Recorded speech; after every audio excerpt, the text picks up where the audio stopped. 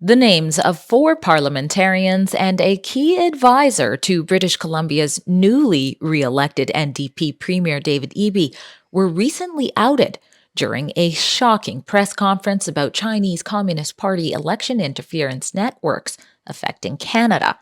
I'm Drea Humphrey with Rebel News, and today, former Conservative MP Kenny Chiu, who, according to preliminary findings in a federal inquiry, may have lost his Steveston Richmond East seat due to foreign meddling in our federal election, joins me today to talk about it. I agree with the calls that we have to disclose the name. Um, Being a public office holder is not a right; it's a privilege. And also Canadians is an open society. We will media like Rebel, for example, will give these people an opportunity to explain themselves. Maybe it's all a complete misunderstanding, Yeah. and bring the information over. Canadian can be reasoned with. I'm here today to highlight some of the names and entities covered in my updated book and to pose a question. Should other Canadian journalists be examining the openly available evidence surrounding these networks? Firstly, my book recounts reporting on a 2020 tape recording provided to me, where Senator Yuen Pao Wu is heard in a 47-minute private briefing with the Canada Committee 100 Society. This group included Conservative Senator Victor O as an advisory member, along with an individual officially listed in a Chinese United Front Overseas Leaders Group.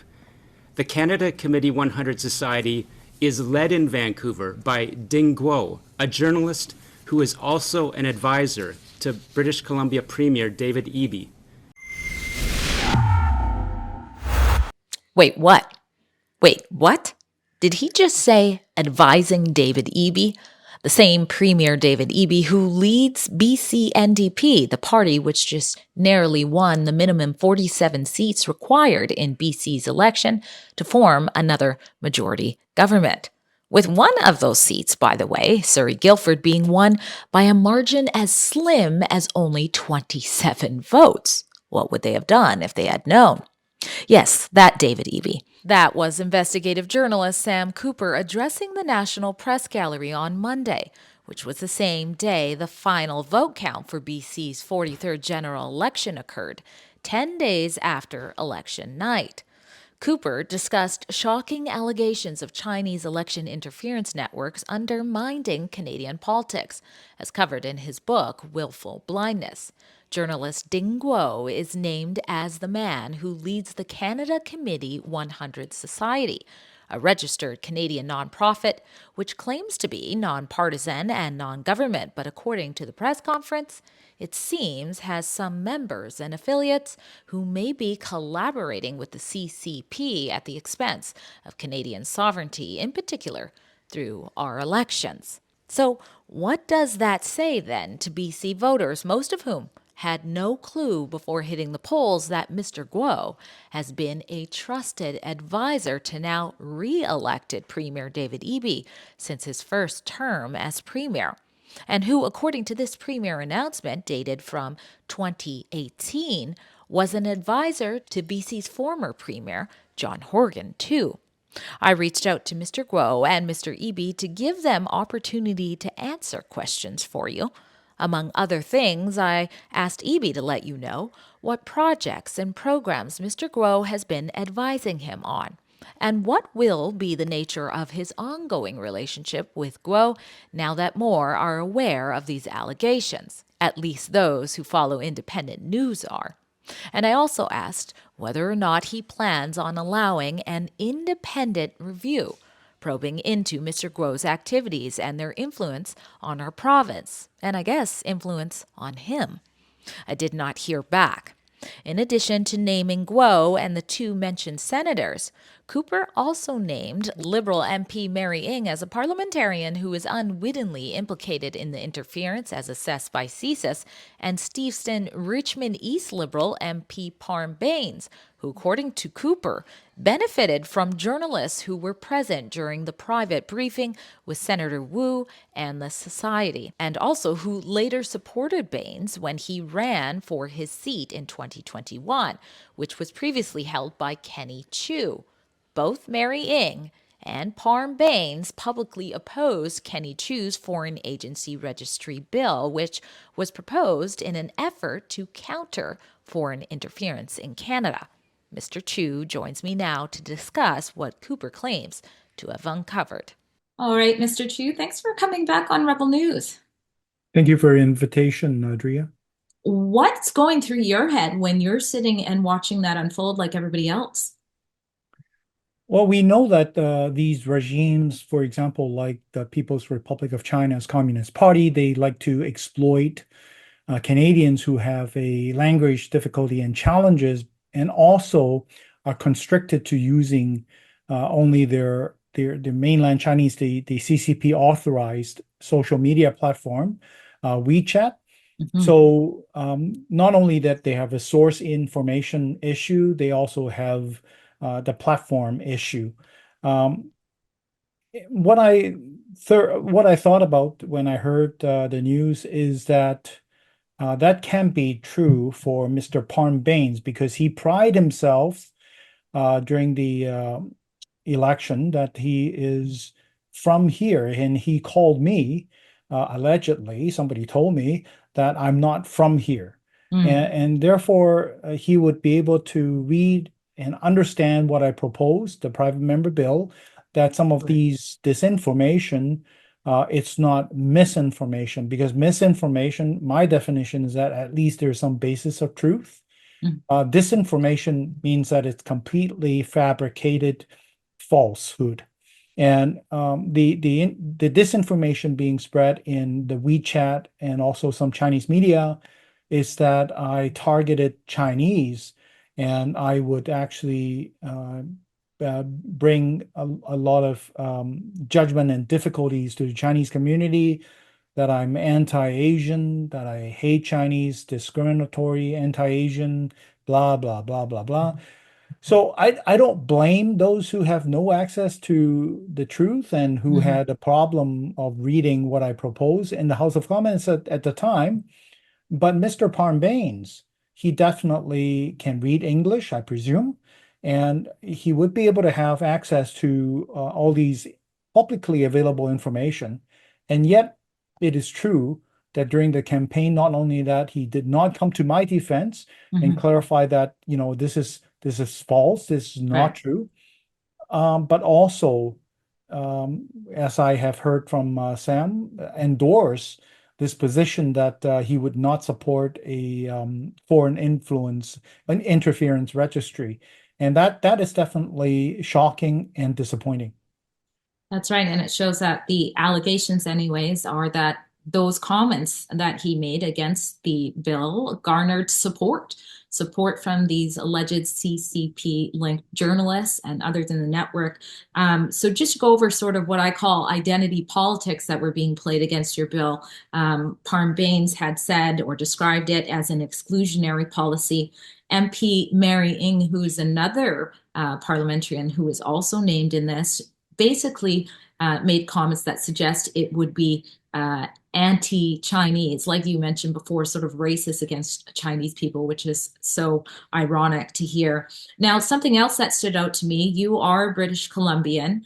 We just had our 43rd general election in this province, and now we're hearing in that testimony from Sam Cooper a connection or an allegation of a connection, pretty significant allegation there, and that is that our premier, who's going to look like have a majority here, coming up pretty quick here, his advisor is directly connected, not only connected, leading apparently the organization in question to be CCP linked. What did you make of that? Well, that tells us that the tentacles of these hostile regime, it's long and deep into the Canadian society. And I would caution your audience to simplify their judgment just by identifying certain ethnic background, because in other countries we have seen the falsehood of the problem of that simplification. The CCP basically it's an organization that actually attracts to influencing power, and whoever has power, they would actually get close to them. They don't care if you are Persian, that if you are Anglo-Saxon white male or black or Chinese. It's just more convenient for them, if in the case of Canada, to influence the diaspora community to harm them in exchange for their self-interest. So in this case, we have seen even the whole commission have heard testimony that in Canada's media, or ethnic media, there have been a lot of penetration and infiltration that has occurred. Anything that money can buy, the CCP is willing to buy. And in this case, I don't know what the alleged association is. Sam has actually tabled, he's a credible investigative journalist. And I guess Mr. Dingwall will have to come to answer to that. What I've noticed, though, is that in the past election, this provincial election, even though Mr. Ding was supposed to be an advisor to David Eby, my friend is telling me that in Richmond, at least, he's been supporting those who could split the vote from the BC Conservatives. And in one riding, the riding where I actually live in Richmond Steveston, it seems like that was actually quite effective, because the so-called independent candidate, the one that are, I call it the leftover from the BC United, he was able to split 2,200 votes from the center right, and he presented himself as a small C conservative, anti-drug, and Chinese and all that. And he was able to garner over 2,000 votes from the center right.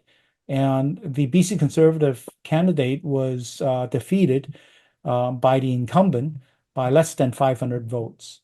So Mr. Dingwall was campaigning online, not for the NDP, but for somebody who would be able to protect the incumbent NDP from losing this riding. Yes, that's right. I'm glad that you brought that up. And I think it's important for us to say, even if Premier David Eby worked closely with this individual, we don't know if anything is wittingly or unwittingly as well. Is there anything else that's standing out to you with all of the information that's been coming out and the fact that we don't have all the names yet? That's right. I mean, Canadians, it's facing the next federal election imminently. We are going to see one that is before October 2025 for sure, given the Ottawa situations, not just the Bloc Québécois and the supply confidence motion ripped up NDP, and also the official opposition, the Conservatives, but also within the Liberal caucus as well, as we have seen.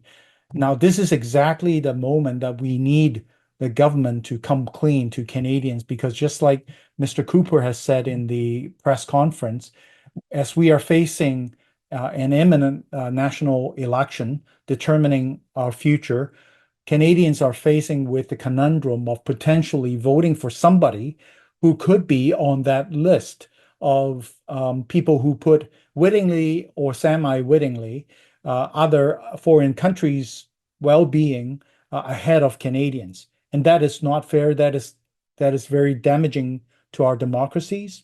So I agree with the calls that we have to disclose the name. Being a public office holder is not a right, it's a privilege. And also Canadians is an open society. We will media like Rebel, for example, will give these people an opportunity to explain themselves. Maybe it's all a complete misunderstanding, and bring the information over. Canadian can be reasoned with. That's my first concern. My other concern is there are so many unanswered questions through the public inquiry on foreign interference, Judge Hogue. And for example, I just named one. Typically, it'll take 4 to 10 days for the Minister of Public Safety to sign a surveillance warrant.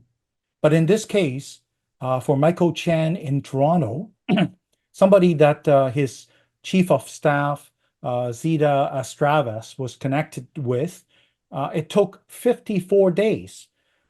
She denied that it is political motivated. She denied that it has anything to do with, but why? Yeah. There are so many questions. Why is the delayed? I mean, if it is like, okay, 2 weeks or 10 days, okay, fine. But we're talking about 54 days. How come the mainstream media are not asking more questions?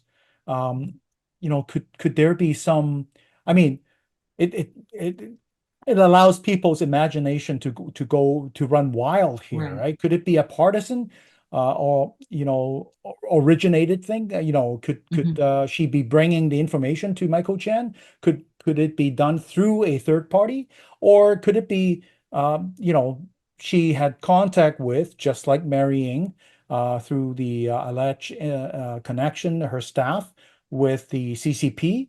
Could she be bringing it to a foreign, government like this, the Chinese Communists? We don't Right. know, and Canadians are left with all these questions in mind. It is not fair for Mary Ng. It's not fair for Mr. Michael Chan. It is not fair for Zita Astravis. And I think the media, we need to keep on the pressure. Yeah. I can only hope that Judge Hogue would be able to, mention that and also press behind the scene Mr. Estravis, the why, the how, and also all these questions. But in the end, Canadian, it's a public, it's an open society. We have public media that are supposed to hold the people of power to account. And it looks like that many of them are not too interested in finding the answer to questions like that, and that's quite concerning for somebody like myself. Well, you're right. Many questions remain. We'll keep following this beat. Thank you so much. You've been sounding the alarm on this very important issue, bravely doing so. Thanks for being back on Rebel News. Thank you. Thank you. It should be no surprise that the state-backed media is awfully quiet about what was said during that press release, and also not surprising that Rebel News is not. If you appreciate that at Rebel News you can trust us to bring you the other side of the story to what's going on in our nation, and you want to help us continue to do so, please go to our special website called protectourdemocracy.ca and donate what you can.